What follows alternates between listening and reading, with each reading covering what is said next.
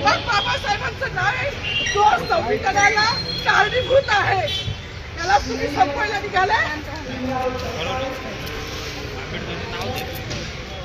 पालकमंत्र्यांची फार मोठी चूक आहे मॅडम, माफी मागणार नाही, पण पालकमंत्र्यांची चूक पदरात घ्यावी.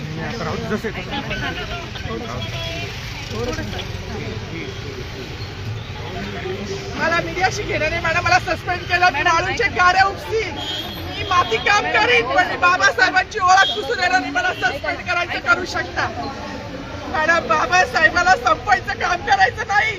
26 जानेवारी 15 ऑगस्ट मध्ये मी नाही मानत, पण लोकशाही मॅडम तुम्ही सुद्धा संविधानामुळे आहात, पालकमंत्री सुद्धा पालकमंत्री संविधानामुळे आहे.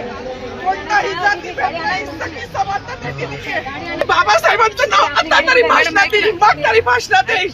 ज्या लोक संविधानाला लोकशाहीला कारणीभूत नाही त्यांची नावं वारंवार घेतली गेली, मग जो